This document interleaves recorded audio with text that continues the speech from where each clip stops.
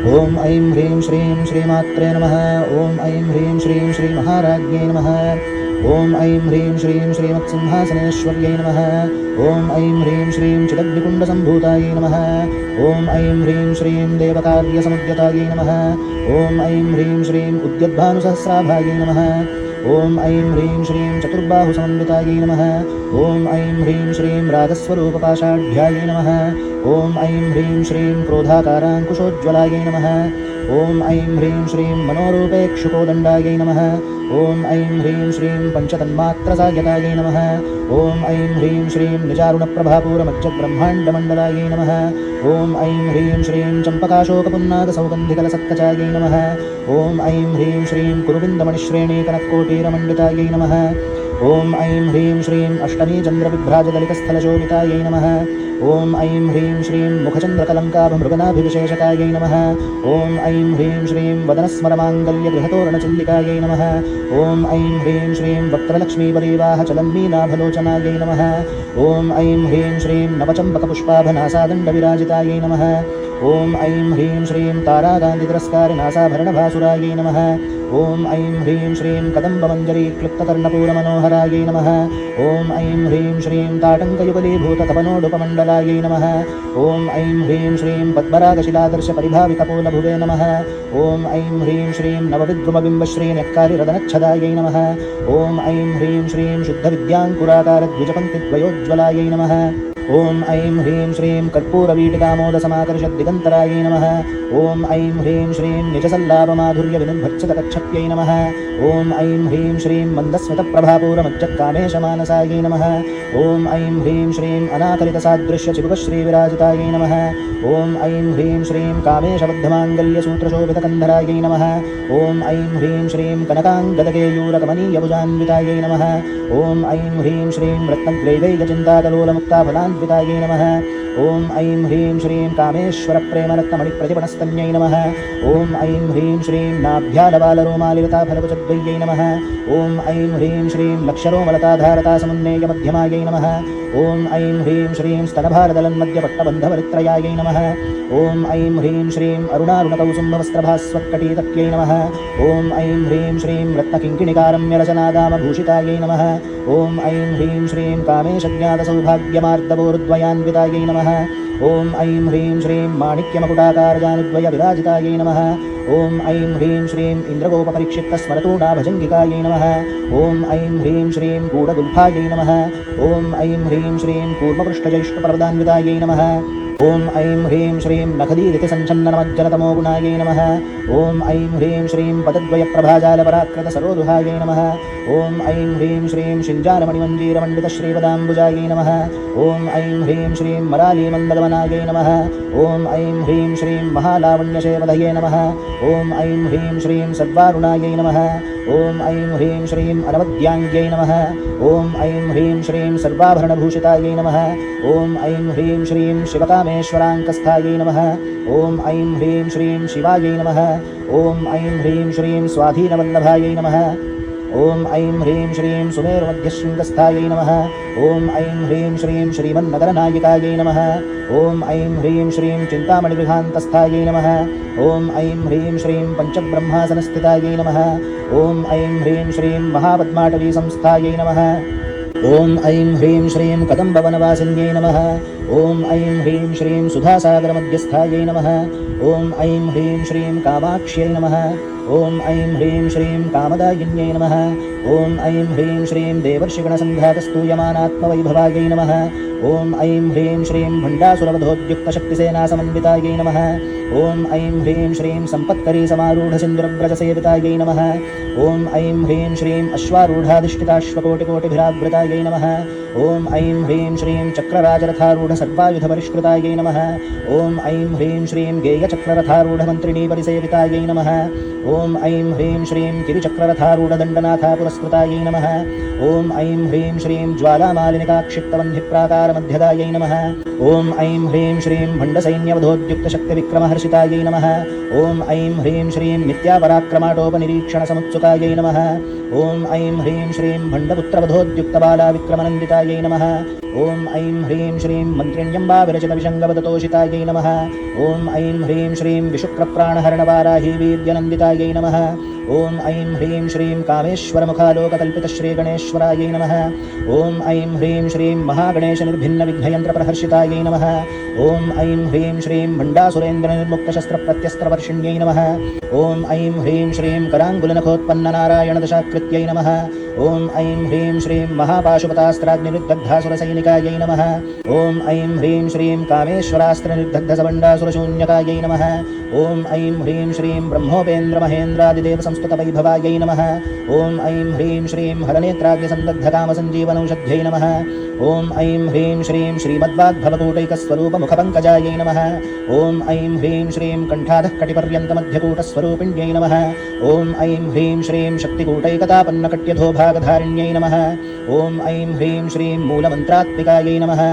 ॐ ऐं ह्रीं श्रीं मूलकूटत्रयकलेवरायै नमः ॐ ऐं ह्रीं श्रीं कुलामृतैकरसिकायै नमः ॐ ऐं ह्रीं श्रीं कुलसङ्केतपालिन्यै नमः ॐ ऐं ह्रीं श्रीं कुलाङ्गनायै नमः ॐ ऐं ह्रीं श्रीं कुलान्तस्थायै नमः ॐ ऐं ह्रीं श्रीं कौलिन्यै नमः ॐ ऐं ह्रीं श्रीं कुलयोगिन्यै नमः ॐ ऐं ह्रीं श्रीं अकुलायै नमः ॐ ऐं ह्रीं श्रीं समयान्तस्थायै नमः ॐ ऐं ह्रीं श्रीं समयाचारतत्परायै नमः ॐ ऐं ह्रीं श्रीं मूलाधारैकनिलयायै नमः ॐ ऐं ह्रीं श्रीं ब्रह्मग्रन्थिविभेदिन्यै नमः ॐ ऐं ह्रीं श्रीं मणिपूरान्तरुदितायै नमः ॐ ऐं ह्रीं श्रीं विष्णुग्रन्थिविभेदिन्यै नमः ॐ ऐं ह्रीं श्रीं आज्ञाचक्रान्तरालस्थायै नमः ॐ ऐं ह्रीं श्रीं रुद्रग्रन्थिविभेदिन्यै नमः ॐ ऐं ह्रीं श्रीं सहस्राराम्बुजारूढायै नमः ॐ ऐं ह्रीं श्रीं सुधासाराभिवर्षिण्यै नमः ॐ ऐं ह्रीं श्रीं तडिल्लतासमरुच्यै नमः ॐ ऐं ह्रीं श्रीं षट्चक्रोपरिसंस्थितायै नमः ॐ ऐं ह्रीं श्रीं महासत्यै नमः ॐ ऐं ह्रीं श्रीं कुण्डलिन्यै नमः ॐ ऐं ह्रीं श्रीं विसदन्तुतनीयस्यै नमः ॐ ऐं ह्रीं श्रीं भवान्यै नमः ॐ ऐं ह्रीं श्रीं भावनागम्यायै नमः ॐ ऐं ह्रीं श्रीं भवारण्यकुठारिकायै नमः ॐ ऐं ह्रीं श्रीं भद्रप्रियायै नमः ॐ ऐं ह्रीं श्रीं भद्रमूर्त्यै नमः ॐ ऐं ह्रीं श्रीं भक्तसौभाग्यदायिन्यै नमः ॐ ऐं ह्रीं श्रीं भक्तिप्रियायै नमः ॐ ऐं ह्रीं श्रीं भक्तिगम्यायै नमः ॐ ऐं ह्रीं श्रीं भक्तिवश्यायै नमः ॐ ऐं ह्रीं श्रीं भयापहायै नमः ॐ ऐं ह्रीं श्रीं शाम्भव्यै नमः ॐ ऐं ह्रीं श्रीं शारदाराध्यायै नमः ॐ ऐं ह्रीं श्रीं शर्वाण्यै नमः ॐ ऐं ह्रीं श्रीं शर्मदायिन्यै नमः ॐ ऐं ह्रीं श्रीं शाङ्कर्यै नमः ॐ ऐं ह्रीं श्रीं श्रीकर्यै नमः ॐ ऐं ह्रीं श्रीं साध्व्यै नमः ॐ ऐं ह्रीं श्रीं शरच्चन्द्रनिभाननायै नमः ॐ ऐं ह्रीं श्रीं शातोदर्यै नमः ॐ ऐं ह्रीं श्रीं शान्तिमत्यै नमः ॐ ऐं ह्रीं श्रीं निराधारायै नमः ॐ ऐं ह्रीं श्रीं निरञ्जनायै नमः ॐ ऐं ह्रीं श्रीं निर्लेपायै नमः ॐ ऐं ह्रीं श्रीं निर्मलायै नमः ॐ ऐं ह्रीं श्रीं नित्यायै नमः ॐ ऐं ह्रीं श्रीं निराकारायै नमः ॐ ऐं ह्रीं श्रीं निराकुलायै नमः ॐ ऐं ह्रीं श्रीं निर्गुणायै नमः ॐ ऐं ह्रीं श्रीं निष्कलायै नमः ॐ ऐं ह्रीं श्रीं शान्तायै नमः ॐ ऐं ह्रीं श्रीं निष्कामायै नमः ॐ ऐं ह्रीं श्रीं निरुपप्लवायै नमः ॐ ऐं ह्रीं श्रीं नित्यमुक्तायै नमः ॐ ऐं ह्रीं श्रीं निर्विकारायै नमः ॐ ऐं ह्रीं श्रीं निष्प्रपञ्चायै नमः ॐ ऐं ह्रीं श्रीं निराश्रयायै नमः ॐ ऐं ह्रीं श्रीं नित्यशुद्धायै नमः ॐ ऐं ह्रीं श्रीं नित्यबुद्धायै नमः ॐ ऐं ह्रीं श्रीं निरवध्यायै नमः ॐ ऐं ह्रीं श्रीं निरन्तरायै नमः ॐ ऐं ह्रीं श्रीं निष्कारणायै नमः ॐ ऐं ह्रीं श्रीं निष्कलङ्कायै नमः ॐ ऐं ह्रीं श्रीं निरुपाधये नमः ॐ ऐं ह्रीं श्रीं निरीश्वरायै नमः ॐ ऐं ह्रीं श्रीं नीरागायै नमः ॐ ऐं ह्रीं श्रीं रागमथन्यै नमः ॐ ऐं ह्रीं श्रीं निर्मदायै नमः ॐ ऐं ह्रीं श्रीं मदनाशिन्यै नमः ॐ ऐं ह्रीं श्रीं निश्चिन्तायै नमः ॐ ऐं ह्रीं श्रीं निरहङ्कारायै नमः ॐ ऐं ह्रीं श्रीं निर्मोहायै नमः ॐ ऐं ह्रीं श्रीं मोहनाशिन्यै नमः ॐ ऐं ह्रीं श्रीं निर्ममायै नमः ॐ ऐं ह्रीं श्रीं ममताहन्त्र्यै नमः। ॐ ऐं ह्रीं श्रीं निष्पापायै नमः। ॐ ऐं ह्रीं श्रीं पापनाशिन्यै नमः। ॐ ऐं ह्रीं श्रीं निष्क्रोधायै नमः। ॐ ऐं ह्रीं श्रीं क्रोधशमन्यै नमः। ॐ ऐं ह्रीं श्रीं निर्लोभायै नमः। ॐ ऐं ह्रीं श्रीं लोभनाशिन्यै नमः। ॐ ऐं ह्रीं श्रीं निस्संशयायै नमः। ॐ ऐं ह्रीं श्रीं संशयज्ञै नमः। ॐ ऐं ह्रीं श्रीं निर्भवायै नमः। ॐ ऐं ह्रीं श्रीं भवनाशिन्यै नमः। ॐ ऐं ह्रीं श्रीं निर्विकल्पायै नमः। ॐ ऐं ह्रीं श्रीं निराबाधायै नमः। ॐ ऐं ह्रीं श्रीं निर्भेदायै नमः। ॐ ऐं ह्रीं श्रीं भेदनाशिन्यै नमः। ॐ ऐं ह्रीं श्रीं निर्नाशायै नमः। ॐ ऐं ह्रीं श्रीं मृत्युमथन्यै नमः। ॐ ऐं ह्रीं श्रीं निष्क्रियायै नमः। ॐ ऐं ह्रीं श्रीं निष्परिग्रहायै नमः। ॐ ऐं ह्रीं श्रीं निस्तुलायै नमः। ॐ ऐं ह्रीं श्रीं नीलचिकुरायै नमः। ॐ ऐं ह्रीं श्रीं निरपायायै नमः। ॐ ऐं ह्रीं श्रीं निरत्ययायै नमः। ॐ ऐं ह्रीं श्रीं दुर्लभायै नमः। ॐ ऐं ह्रीं श्रीं दुर्गमायै नमः। ॐ ऐं ह्रीं श्रीं दुर्गायै नमः। ॐ ऐं ह्रीं श्रीं दुःखहन्त्र्यै नमः। ॐ ऐं ह्रीं श्रीं सुखप्रदायै नमः। ॐ ऐं ह्रीं श्रीं दुष्टदूरायै नमः। ॐ ऐं ह्रीं श्रीं दुराचारशमन्यै नमः। ॐ ऐं ह्रीं श्रीं दोषवर्जितायै नमः। ॐ ऐं ह्रीं श्रीं सर्वज्ञायै नमः। ॐ ऐं ह्रीं श्रीं सान्द्रकरुणायै नमः। ॐ ऐं ह्रीं श्रीं समानाधिकवर्जितायै नमः। ॐ ऐं ह्रीं श्रीं सर्वशक्तिमय्यै नमः। ॐ ऐं ह्रीं श्रीं सर्वमङ्गलायै नमः। ॐ ऐं ह्रीं श्रीं सद्गतिप्रदायै नमः। ॐ ऐं ह्रीं श्रीं सर्वेश्वर्यै नमः। ॐ ऐं ह्रीं श्रीं सर्वमय्यै नमः। ॐ ऐं ह्रीं श्रीं सर्वमन्त्रस्वरूपिण्यै नमः। ॐ ऐं ह्रीं श्रीं सर्वयन्त्रात्मिकायै नमः। ॐ ऐं ह्रीं श्रीं सर्वतन्त्ररूपायै नमः। ॐ ऐं ह्रीं श्रीं मनोन्मन्यै नमः। ॐ ऐं ह्रीं श्रीं माहेश्वर्यै नमः। ॐ ऐं ह्रीं श्रीं महादेव्यै नमः। ॐ ऐं ह्रीं श्रीं महालक्ष्म्यै नमः। ॐ ऐं ह्रीं श्रीं मृडप्रियायै नमः। ॐ ऐं ह्रीं श्रीं महारूपायै नमः। ॐ ऐं ह्रीं श्रीं महापूज्यायै नमः। ॐ ऐं ह्रीं श्रीं महापातकनाशिन्यै नमः। ॐ ऐं ह्रीं श्रीं महामायायै नमः। ॐ ऐं ह्रीं श्रीं महासत्त्वायै नमः। ॐ ऐं ह्रीं श्रीं महाशक्त्यै नमः। ॐ ऐं ह्रीं श्रीं महारत्यै नमः। ॐ ऐं ह्रीं श्रीं महाभोगायै नमः। ॐ ऐं ह्रीं श्रीं महेश्वर्यायै नमः। ॐ ऐं ह्रीं श्रीं महावीर्यायै नमः। ॐ ऐं ह्रीं श्रीं महाबलायै नमः। ॐ ऐं ह्रीं श्रीं महाबुद्ध्यै नमः। ॐ ऐं ह्रीं श्रीं महासिद्ध्यै नमः। ॐ ऐं ह्रीं श्रीं महायोगेश्वरेश्वर्यै नमः। ॐ ऐं ह्रीं श्रीं महातन्त्रायै नमः। ॐ ऐं ह्रीं श्रीं महामन्त्रायै नमः। ॐ ऐं ह्रीं श्रीं महासनायै नमः। ॐ ऐं ह्रीं श्रीं महातन्त्रायै नमः। ॐ ऐं ह्रीं श्रीं महामन्त्रायै नमः। ॐ ऐं ह्रीं श्रीं महायन्त्रायै नमः। ॐ ऐं ह्रीं श्रीं महासनायै नमः। ॐ ऐं ह्रीं श्रीं महायागक्रमाराध्यायै नमः। ॐ ऐं ह्रीं श्रीं महाभैरवपूजितायै नमः। ॐ ऐं ह्रीं श्रीं महेश्वरमहाकल्पमहाताण्डवसाक्षिण्यै नमः। ॐ ऐं ह्रीं श्रीं महाकामेशमहिष्यै नमः।